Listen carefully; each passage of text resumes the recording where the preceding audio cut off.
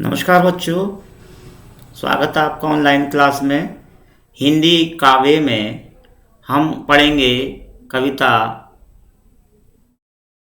काव्य के अंदर ये आज्ञे जी की कविता, सच्चिदानंद हीरानंद आज्ञे जी की ये रचना है काव्य। और ये रचना उनकी काव्य रचना पूर्वा से है, जिसमें उन्होंने कहा, मैंने आहुति बनकर देखा। प्रस्तुत पद्यांश हमारी पाठ्य पुस्तक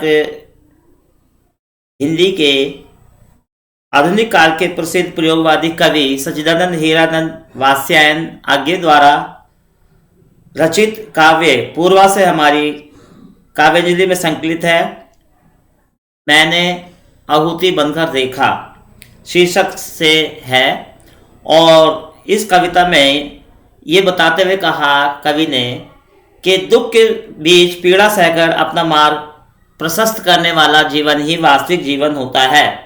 वही जीवन सार्थक होता है जो दूसरों की दुख और परेशानी को हर कर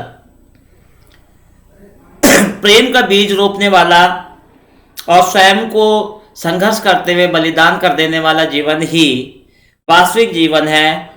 और कवि कहता है कि मेरा जीवन भी ऐसे जीवन की ही कामना वो करते हैं आज्ञे जी। तो हम इस कविता को पढ़ेंगे। मैं कब कहता हूं जग मेरी दुर्धर गति के अनुकूल बने। मैं कब कहता हूं जीवन मरु नंदन कानन का फूल बने। कांटा कठोर है, तीखा है, उसमें उसकी मर्यादा है। मैं कब कहता हूं मैं घटकर प्राणांतर का ओछा फूल बने। तो यहाँ पे कठिन वर्ड है दुर्धर। दुर्धर का शब्द का अर्थ है बच्चों यहाँ पे कठिन। कठिन मरु माने होता है। नंदन कानन का अर्थ है देवताओं का बगीचा। नंदन कानन, नंदन कानन का अर्थ है देवताओं का बाग, बगीचा। बगीचा। प्राणांतर का अर्थ यहां पे बच्चों है वन। प्राणांतर का अर्थ है यहां पे वन। वन।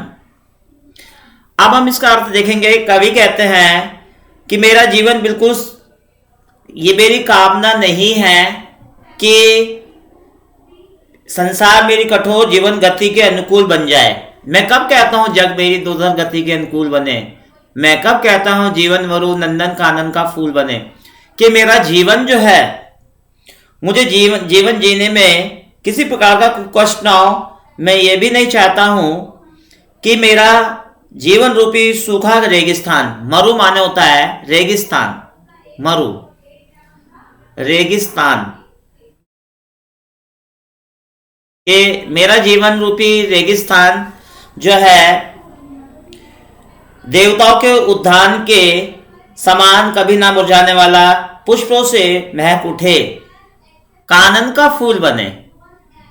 जिस प्रकार से कांटों की श्रेष्ठता उसके नुकीलेपन में है, उसी प्रकार जीवन की मर्यादा भी दुखपूर्ण होने से निहित है। इसलिए मैं नहीं चाहता मेरा जीवन रूपी जो कांटे रूपी जो जीवन है वो अपनी कठोरता को त्याग कर और तीखेपन को छोड़कर वन का तुच्छ कोमल पुष्प बन जाए। ये मेरी कामना नहीं है, क्योंकि जीवन में तो कष्ट मिलते ही रहते हैं। जीवन चाहे कितना ही कष्टदायक क्यों ना हो, मैं नहीं चाहता कि इस जीवन युद्ध में कभी कोई जख्म मिले। मेरी इच्छा नहीं कि मैं किसी को प्यार करूं तो उसके बदले मुझे भी प्यार मिले और उपहार के रूप में मुझे उसका कोई प्रतिफल प्राप्त हो। मैं ये नहीं चाहता। मैं विश्व विजेता बन जाऊं, सारा संसार मेरे चरणों में झुक जाए, ना ये मेरी कामना है। मैं कब कहता हूं घटकर प्राणांतर का ओछा फूल बने। मैं दूसरी लाइन देखेंगे हम इसमें। मैं कब कहता हूं मुझे युद्ध में कहीं ना तीखी चोट मिले।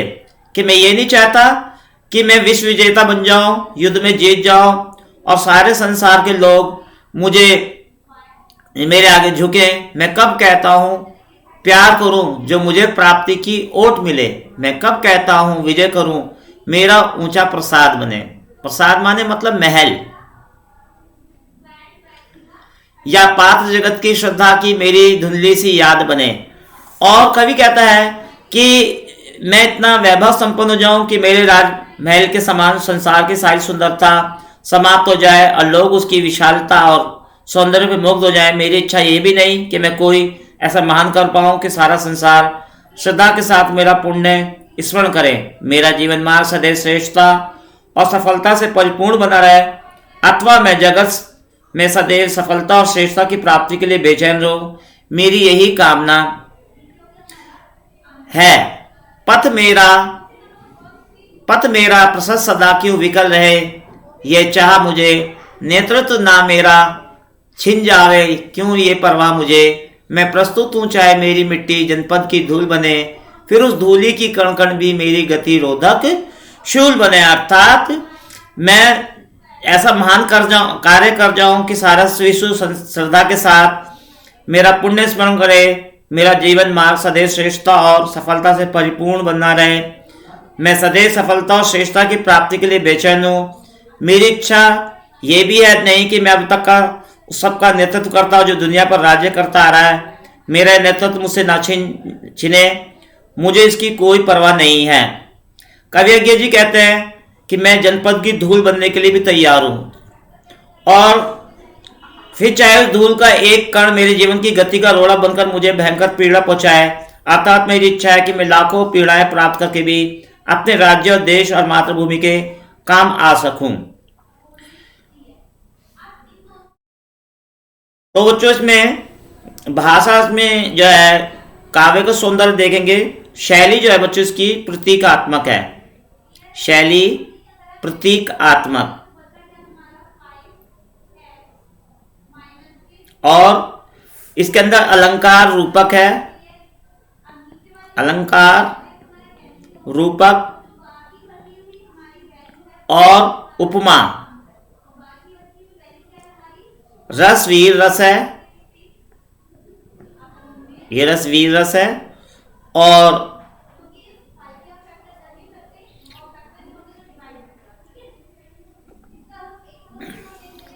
अपने जीवन का रस देकर उनको यत्नों से पाला है। क्या वह केवल अवसाद मलिन झरते आंसू की माला है। वे रोगी होंगे प्रेम जिन्हें अनुभव रस का कटु प्याला है। वे मुर्दे होंगे प्रेम जिन्हें सम्मोहनकारी हाला है। तो हाला माने मदिरा, सम्मोहन माने मोहित कर देने वाला।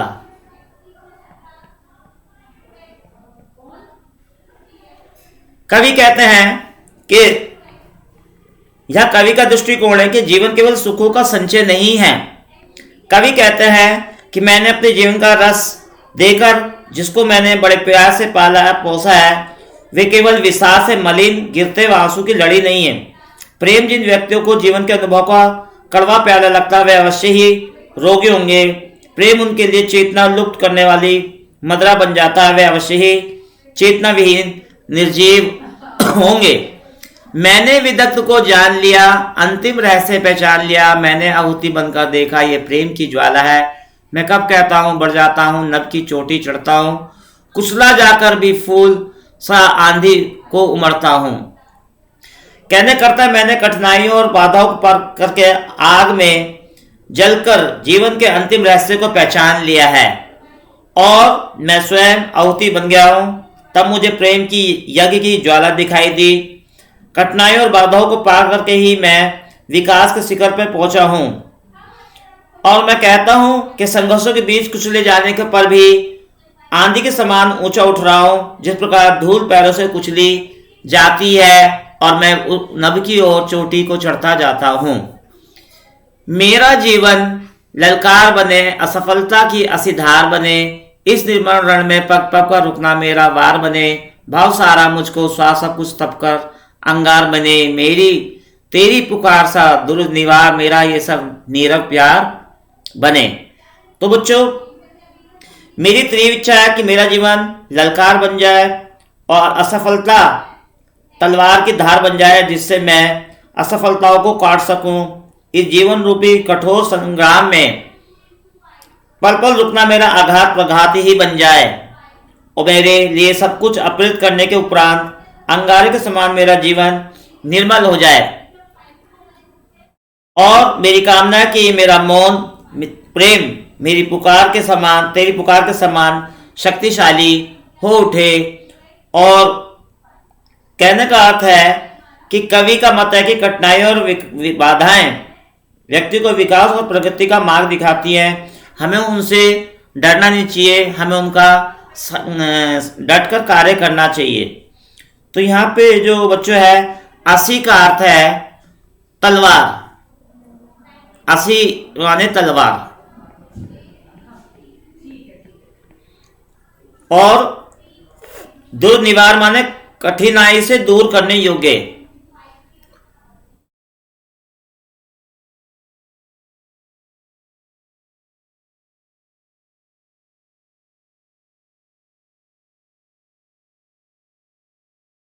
तो बच्चों, हमने ये सचिदानंद हीरानंद वात्स्या नगे जी का मैंने आहुति बनकर कविता पढ़ी, जो उनकी रचना पूर्वास है।